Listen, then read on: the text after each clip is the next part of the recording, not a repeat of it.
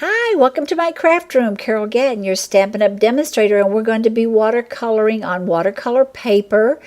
And the ink of choice is the StazOn, and you want to make sure that you pick up the StazOn cleaner. This is a permanent ink, and you need that cleaner to clean your stamp.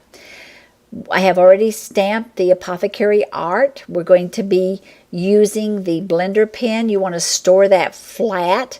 The ink flows to both ends of this blender pen, so you want to make sure that it flows evenly.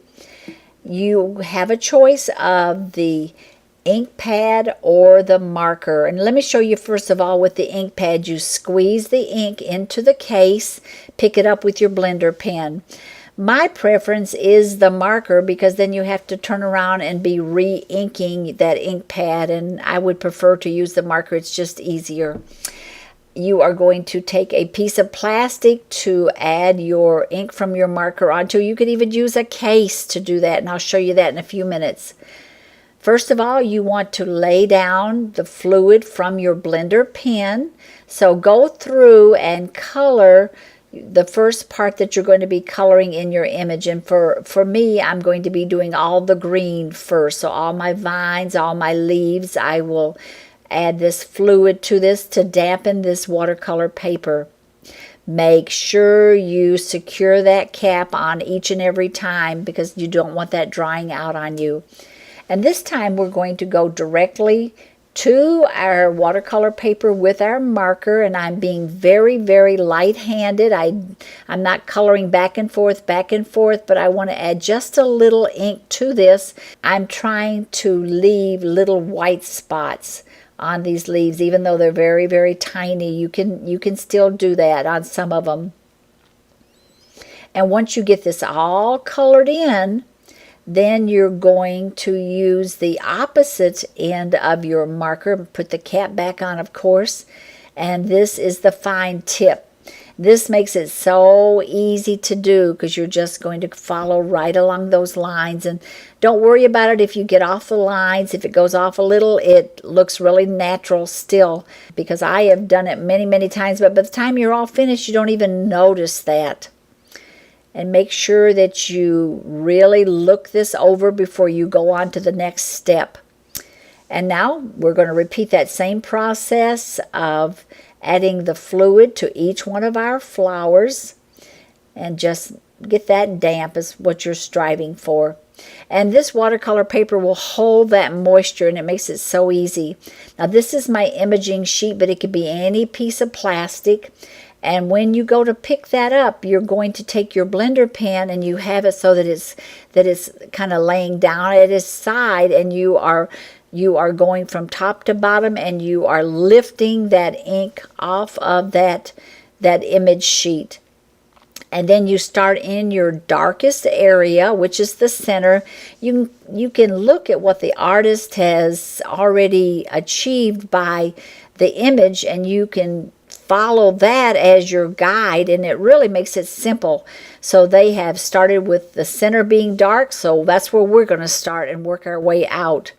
Now you can notice that I am not coloring all the way out to the edge of my flowers. I'm leaving white spots because in nature that's what you would have. You would have your darker areas, then you're going to have your medium color, and then there would be the lighter areas. And for me, I'm leaving the white spots for that.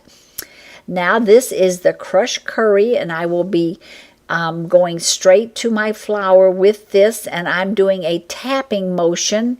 I hope you can make that out. So tap, tap, tap, tap, tap, tap. I want to just add that to the center to achieve that darker area. And then this one odd flower, I'm going to add some Perfect Plum. Originally, when I colored this in, I had done that yellow and the Daffodil Delight. I just thought it was way too much yellow. I then went over it with this Perfect Plum, and just that little variation of color really makes it look so much better. While I have my ink on the opposite side of my blender pen, I'm wetting this with the other side, and then I'm bringing that in so I don't have to clean that off just yet. And once I lay down that base color of ink, then I've gone back and I've added a little bit of depth to the center. When you clean this, you do not take your point and press on that, you want to lay your pen on its side, and you want to do a back and forth motion until all of the ink is off. You can see here that I'm just simply repeating that same process now to the opposite side of this image. I'm breaking it up because I don't want that moisture drying on my watercolor paper before I get it colored. And it's beginning to look like a flower with all the greenery and all the yellow. It really looks pretty. The ink that I'm using for my leaves and greenery is the Pear Pizzazz. You don't want anything too dark. You want to kind of base that once again on the size of your image. And this is a very delicate flower, very teeny tiny little leaves. So I don't want to go with something like the Wild Wasabi because that's going to be much darker. And it's going to appear more like it's overwhelming the flower.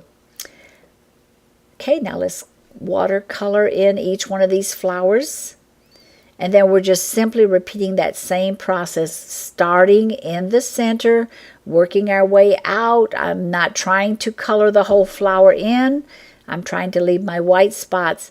And if you're comfortable with what I showed for the first part of this video, then you can just turn this video off and get your watercolor paper out and just start watercoloring along with me. Once you're all finished now, the same process of cleaning off that marker, bringing in the crushed curry for my center. Make sure you make a point of always cleaning your marker off as you go along. Otherwise, you're going to have a surprise sometime when you forget to clean it and it's going to mess up something you're working on. I am dividing this line up into 4 parts. Then I will be using my blender pen to pull in that Pear Pizzazz into those areas that are left uncolored. So now I pull it from one side and I pull it from the opposite side. That just makes a really nice blend of colors instead of trying to gradually do this as you go along. Okay, clean that off with your baby wipe, and we have it all colored, and we are almost ready to make our card. I want to thank you so very much. Until next time.